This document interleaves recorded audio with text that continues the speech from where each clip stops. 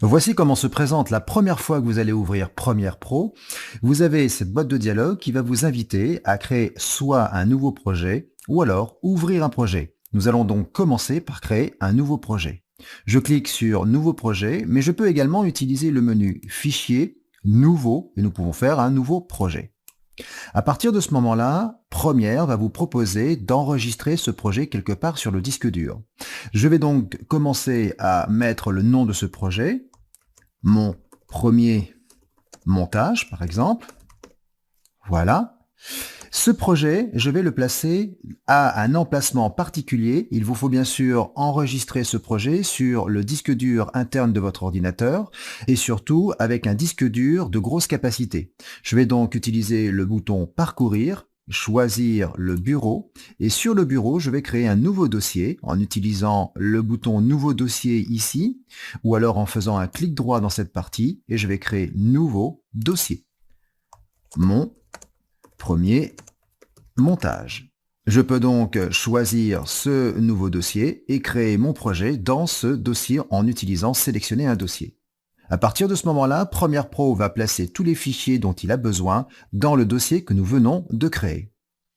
Vous avez trois onglets importants. Vous avez l'onglet Général, Disque de travail, Paramètres d'ingestion. La première chose, dans l'onglet Général, il va vous proposer d'utiliser une carte graphique. J'ai deux cartes graphiques dans ma machine. J'ai une carte graphique NVIDIA GeForce RTX et j'ai également une carte graphique qui est associée à la carte mère de mon ordinateur.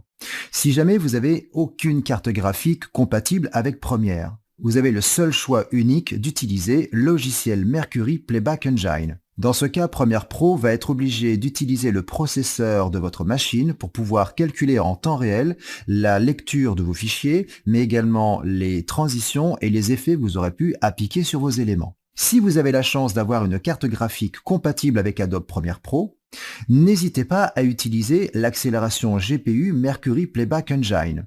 Les cartes graphiques les plus reconnues chez Adobe sont les cartes graphiques de chez NVIDIA du type GeForce. J'ai donc une carte graphique NVIDIA GeForce RTX, je peux utiliser le Playback Engine CUDA. En effet, les cartes graphiques de chez NVIDIA utilisent un processeur CUDA. Dans le cas où vous avez une deuxième carte graphique, ce qui est le cas avec ma machine, vous avez la possibilité d'utiliser une carte graphique OpenCL. Dans ce cas, ce sera toujours mieux que d'utiliser le processeur de la machine, mais vous n'aurez pas la pleine puissance que peut vous proposer Premiere grâce aux cartes graphiques NVIDIA avec un processeur CUDA.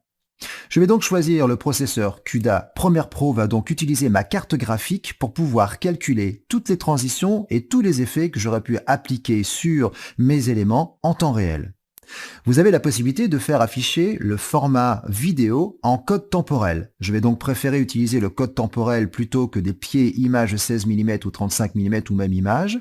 Le code temporel, ça veut dire que vous allez avoir un timecode du type heure, minute, seconde, image. Restons également sur un code d'affichage en échantillon audio pour les pistes audio. Et si vous avez la possibilité d'acquisitionner des bandes vidéo avec votre ordinateur, préférez utiliser plutôt le format d'acquisition HDV.